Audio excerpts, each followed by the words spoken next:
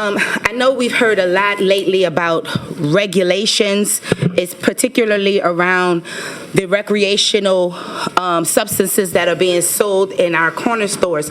And for the past 5 years, that's all I've been asking for, is for this state to put in regulations as it pertains around recreational marijuana. Had we had some type of regulation structure in place, we would not be faced with these out-of-state, out-of-country products in our neighborhoods that's laced with fentanyl and laced with God knows what else.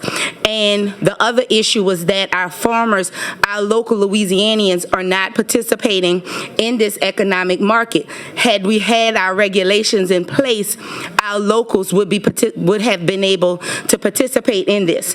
This bill does not, by any far stretch of an imagination, legalize anything. It puts in a regulation structure for testing, manufacturing, production, and retail. It does not legalize. I know it is a long bill. However, on page 22, Section 5, line 13 and 14 says the provision of this act shall not be effective until the cultivation, sale, or use of recreational cannabis is legalized at the federal level or in the state of Louisiana, so that no one can come and tell you that this bill legalizes recreational marijuana. It's stated here that it does not. It simply puts in regulations in place. I've had a lot of calls about the limited number of licenses, but as you see, this bill does not have a fiscal note on it. That is because when I spoke to the Department of Health, 10 licenses is what they would be able to regulate and oversee without needing to add in additional staff. The testing and oversight of a limited number of stores is what they would be able to handle with the manpower they currently have without having to add more employees. With the monies that they accumulate from the application fee as well as the licensing fee, they will be able to then add in employees with the money that's self-generated, not coming from the general funds. I do have Mr. Caldwell here that is an expert on regulations, sales, and all things cannabis, if I must say. Thank you. So if you have any questions for myself, Mr. Caldwell, we're here. Thank you. All right, just for the record, you're Mr. Caldwell? Yes, sir. I've got a card here, President would like to speak. Bo Druillet, is Mr. Druillet here? If you'll come forward, you can take the other chair. He's present, in favor, and would like to speak. I have a number of other cards. Devin Davis with Voters Organized to Educate. President will provide information. Bruce Riley with Vote. President will provide information. Thomas Wow with Louisianabus. Guess that's how you say that. President and will provide information. Chico Yancey, President in support, do not wish to speak with Vote. Keandra Henry, Power Coalition, President in support, do not wish to speak. Davis Robius, President in support, did not wish to speak with the Power Coalition. President in support, but not wish to speak. Peyton Rose Michelle with the Louisiana Trans Advocates. President and would not like to speak. Jacqueline Germany, speaking for herself. President in support, not wish to speak. Esther Devon, and President and would provide information. Commissioner Leger. All right, gentlemen, say your name and what you. Yes. And remember, we're under the 3-minute rule. Yes, Mr. Chairman. Good morning. My name is Kevin Caldwell. I'm the Southeast Legislative Manager for the Marijuana Policy Project. Currently, 24 states regulate the sale of adult use of cannabis. I take that back. It is legal in 24 states. 23 states allow the regulated sales of cannabis. 54% of the American population. Currently, the United States government estimates that there are 435,000 adult cannabis consumers in Louisiana, the same way Representative Hebert said he enjoyed wine so much during the pandemic. Roughly 500,000 Louisianians prefer to consume cannabis rather than that. We have seen, the fact of the matter is not regulating cannabis does not work. The current method of prohibition does not ID. Representative Newell very graciously talked about the fact that we have worried for decades about contaminants in cannabis that people were consuming. Right now, currently, people are concerned about fentanyl.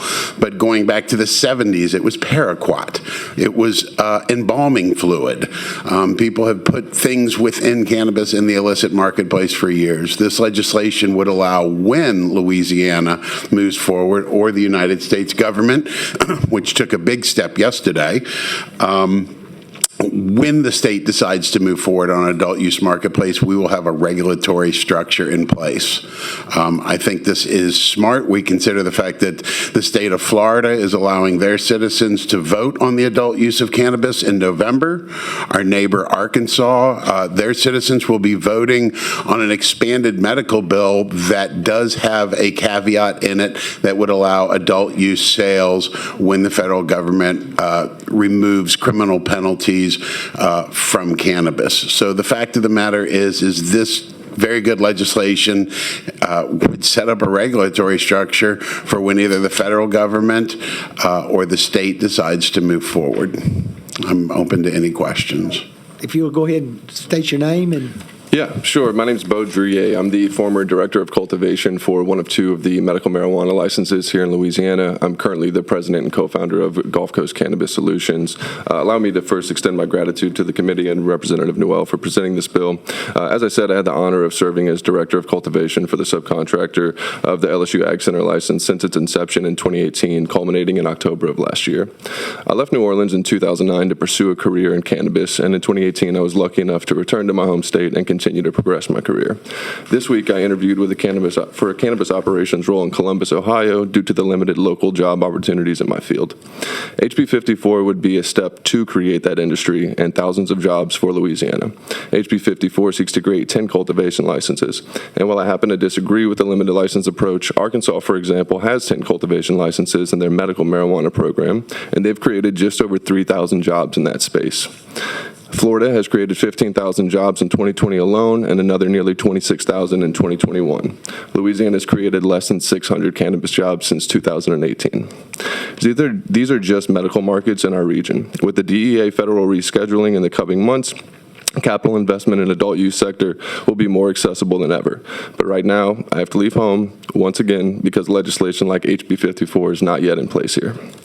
Medical marijuana programs, such as the one we currently have here in Louisiana, only perpetuate the illegal market. The pharmacy prices and limited options leave most patients still purchasing illegally. And in the pharmacy's defense, typical adult use dispensaries have much lower overhead. For example, a licensed pharmacist and pharmacy techs are much more expensive to employ than a dispensary manager and bud tenders like that's typically found in an adult use market. In minutes from a 2021 Medical Marijuana Commission hearing, one Mr. Ford spoke on behalf of the Louisiana Association of Therapeutic Alternatives and Medical Marijuana Pharmacies. He told the commission that the program was designed in hopes that the federal government would change cannabis to a Schedule II. Mr. Ford also mentioned that Connecticut and Minnesota are examples of other states that are only pharmacy-based. Both Connecticut and Minnesota have since legalized cannabis for adult use, and yesterday's DEA decision to classify cannabis as a Schedule III instead of a Schedule II underscores the need to reconsider our state's approach. Now, HB 54 does cap licenses at an arbitrary number of 10, as I mentioned, and while examples like Oklahoma's unrestricted cultivation licenses highlight risks of oversaturation in cannabis markets, Louisiana needs a balanced approach. In conclusion, I encourage an amendment on page 6 of HB 54 to allow for a tiered license system based on square footage of canopy for cultivation and throughput of biomass for manufacturing licenses, including social equity incentives and micro-cultivator license to serve the local farmers and people in ag industry in Louisiana. We can achieve this through a well-informed license moratorium that uses data to prevent market saturation and benefits both businesses and consumers. Issuing only 10 licenses of unlimited size would result in another oligopoly. However, despite this concern, ultimately this bill represents a step in the right direction. Thank you for your time. All right, we've got a number of questions, but before we get to questions, Representative Newell, I understand this is a substitute bill. Oh, yes, it is. All right, do I have a motion? Representative Green has moved to allow the substitute bill in for HB 54. Is there any objection? No objections. We're on the substitute bill. Now we'll go to questions. Representative Orgeron, you're first. All right. Thank you, Mr. Chairman. Rep. Newell, I mean, basically this is exactly what you said it is. Definitions, framework, structure for if and when we ever legalize recreational. And you mentioned many other states, or the people on the panel mentioned Kansas, Minnesota, Oklahoma, those that have already done. Basically, I'm imagining that y'all have drawn from the framework done currently in all the other states, and my real question is where does what's in this bill here where do we differ significantly? Just in the number of licenses, you made the point that 10 grow licenses, I think it says 40 retail licenses, unlimited. Is that one of the outliers from whenever we compare what you're proposing for Louisiana to the other states? From the information that I've had from outside, that is the biggest concern about the number of licenses. But as I stated, I kept the license numbers low because I did not want a fiscal note to kill my bill, because y'all just been killing it anyway. Understood. In the past 5 years. Good so move. I didn't want to give any other reasons. And then the 10 and the 40 retails with the current staff, the department can handle the oversight with that small number, with the staff that they have now, without needing to hire more. So there would not be an extra ask from general funds. So that is why I kept it low.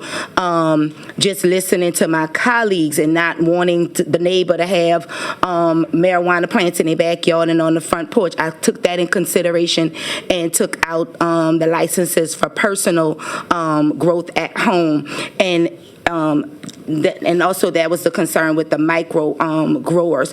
But so that's why it's so conservative what I have right now. Understood, and I appreciate all that you've done. And I believe the other thing was within the framework, all the things on anybody who applies for a permit, background checks, prohibition against any felonies, acts of violence, all of that is standard verbiage in other states, I would imagine. Yes, I checked with Commissioner Leger to make sure that I had everything in place that he's comfortable with when it comes to these background checks and whatnot. So yeah. All right, thank you. And at the appropriate time, which I know it's not, I would motion We've for. got some more questions. Go ahead. Representative Green. I move favorable. All right, we got one more question. Representative Wiley. You on, Representative Wiley? Thank you. Long bill. All right.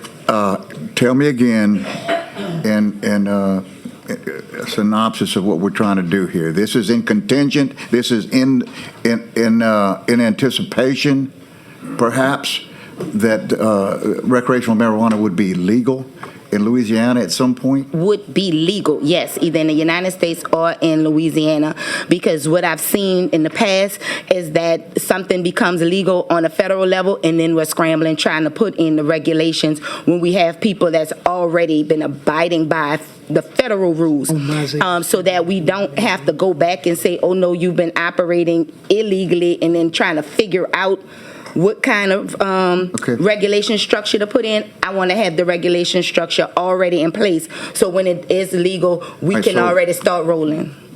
I'm sorry, but I got you. Thank you. I'm trying to rush through this. I know we got So the permits, tell me, the permits enable what? So you put a ceiling on the permits? Yes. A maximum of what? Which permit you talking about? Tell me. Because we have growth, sale, Right. manufacturing, and sale.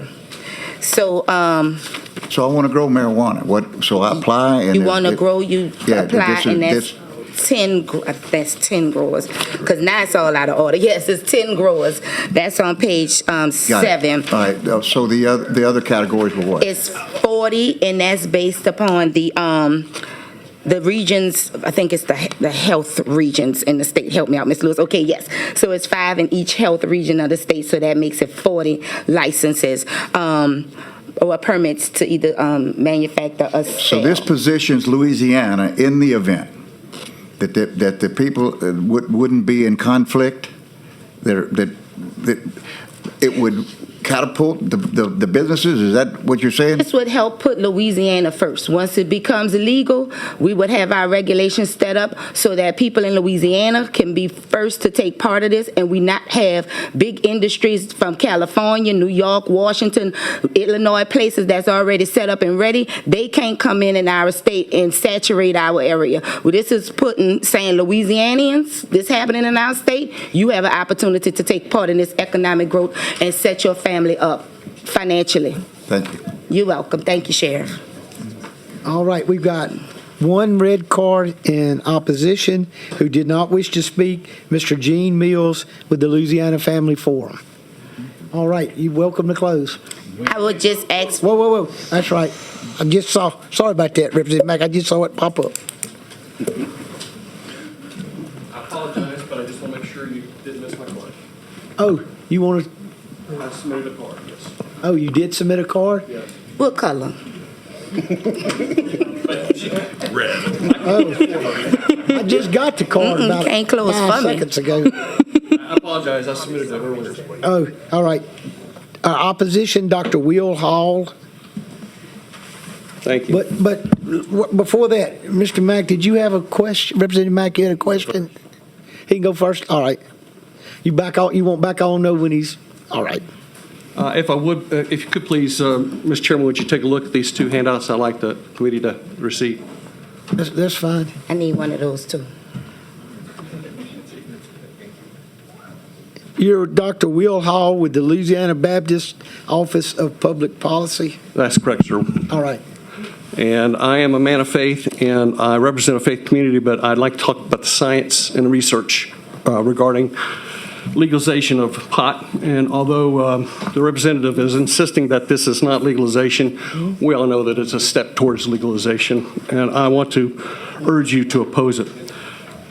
Two arguments that the proponents of this say that it's going to have a bonanza, a financial bonanza, and also it's going to get rid of the black market illicit sales. The first article that I want you to look at is the headline, really dire, California pot tax revenue falls for 7th straight quarter. This is from an ABC-NBC affiliate in California. It's not a Fox News station. But they indicate that the promised revenue that the pot industry has made to the state of California is not coming to fruition. In fact, the opposite is true. The other thing is that proponents of this bill will say that it's going to get rid of the black market. One of the reasons why the state is not making its revenues is because the black market is thriving. In fact, it's soaring. The three Pied Pipers of legalizing recreational marijuana are California, Oregon, and Colorado, and all three are experiencing this same kind of growth in the black market. In fact, Oregon, they're seeing a phenomena where it's called narco slavery, where the cartels are actually taking people from the border and forcing them to forced labor on their marijuana farms in Oregon. It's disastrous. I've previously testified before this committee about the disaster upon the youth in those three states. Oregon did a 20-year study. They've seen a 245% increase in psychosis, paranoia, and schizophrenia among adolescents. I just want you to think about that. That's Oregon, which has had this legalized, I think, since 2014. So 10 years experience with medical marijuana, and I think 20 years with 20 years with medical and 10 years with recreational. This move, all the research, by the way, if you look at the second handout I gave you, is showing that there is a tsunami that is about to hit the beach in terms of the health impacts on our citizenry. A study just came out in April that shows that cannabis use actually alters the epigenetic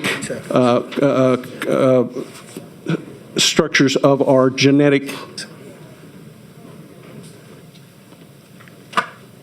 Representative Green, would you like to ask a question? He was calling the chair. You're out now. He got about 10. I'll give you 5 more seconds to make up for that interruption. Really quickly, using cannabis causes changes to the body's epigenome of a study of 1,000 adults. It actually impacts the genetic switches, or the activation, the deactivating engines in our genes. And so this research is coming again in waves, showing that there is a tsunami of medical issues that are about to hit all of our states. And I urge you to vote no on this bill and any other bill that legalize pot or THC in our state. Thank you. Representative Mack, I apologize for not seeing you earlier, but you're on now. It's quite all right, Chair.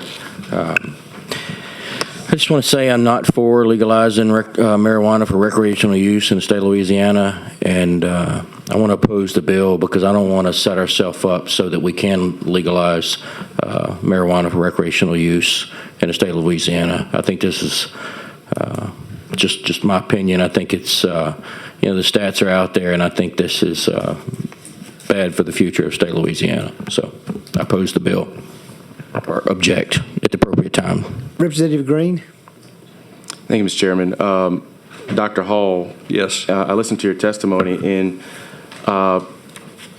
obviously you're against legalization, but all this bill does is simply create the framework should the federal government make a decision to legalize it, or if the state takes a position to legalize it, which we haven't done that yet.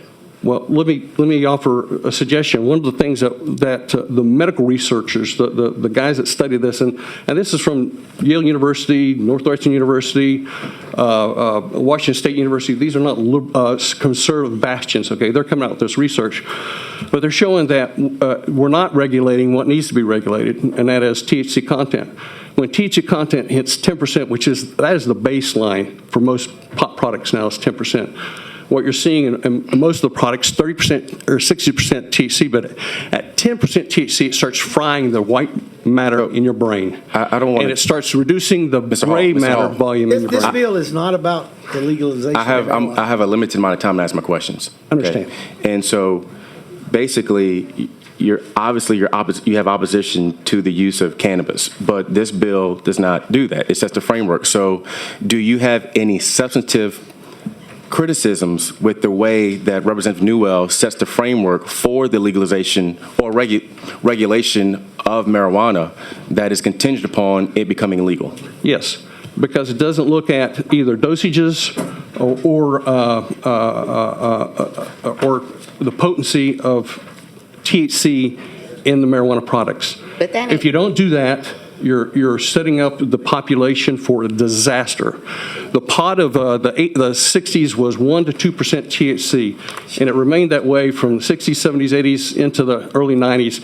It is not 1 to 2% THC now. The baseline is 10%. Most illicit markets are showing 30 and 60% THC, and you're not going to drive those illicit markets out. You're going to cause them to thrive. I'd like Representative Newell to respond to that because it's her bill. She probably knows what's in it. Yes, the bill does not address that, but it did leave open for the policies of the departments to put in those limits as we're doing now. So you're giving ATC the flexibility to make their decision. As well as the health department, yes. Thank you. It did not limit them. That's all the time. That's all the questions. Representative Mack, do you have a question for me? No. I don't have anybody else on my board. But Representative Newell, you want to close? I would just ask the committee for its favorable passage for regulation. Wait, we had one more, just put one in. I'm present and would like to speak. We really, Mr. Renat said we passed that, but I'll give you just a few minutes. Thank you. Thank you, Mr. Chairman. Members, I wanted to compliment Representative Newell for her work in this field. And I know it is in terms of regulation of the industry and not about the legalization. Our concern here today is what was stated previously, and that is about beyond the 10 farmers beyond the 40 retailers, what's going to happen at that point? We saw what happened with medical marijuana and the growth in that direction. And it is the gray market that is problematic. It is not the states that have regulated, such as Colorado and California, where they have legalized and they've not realized the tax dollars that they thought was going to take place. What's happening is truly the gray market is outselling the legal market, and the smaller farmers are really controlling this market. So it overpopulates the industry. It's getting to the youth to the point where it is more of a concern than you would realize. As an association, we historically have always been opposed to the legalization. I always want to say that. We would oppose that on every step. But in the regulation, what you need to ask for is firm commitments. If this ever were to happen on the national level, if it were ever legalized in the state of Louisiana, you have to control this in a better way. And I would ask that you do that. Thank you, Thank you, and Ms. I think I did. All right, now we're going to address that closing. Thank you. Thank you. I believe I addressed all these concerns with having this limited number of licenses and also leaving it up to the departments as well to expand if the market demands for an expansion. But I would just ask for your favorable passage on regulation, if and when. The substitute bill, right? On the substitute bill. All right. All right. Representative Green has moved favorable. Representative Mack has said he's opposed. Madam Secretary, would you call the roll? A vote yes is for the bill. A vote no is against the bill. Representative Breaux? Yes. Yes. Representative Brown? Representative Chenevert? Representative Dickerson? Representative Edmonston? No. Representative Galley? No. No. Representative Green? Yes. Yes. Representative Hebert? Yes. Yes. Representative Hughes? Yes. Yes. Representative Brown? Yes. Yes. Representative Jordan? Yes. Yes. Representative Lacombe? Representative LaFleur? Yes. Yes. Representative Landry? Representative Chenevert? No. Representative Mack? No. No. Representative Ogeron? Yes. Yes. Representative Ventrella? Representative Wiley? No. No. Representative Zarang? No. No. We have 8 yeas, 6 nays. All right. And that bill is, By substitute. motion is moved out favorably. All right. I'll call up at this time.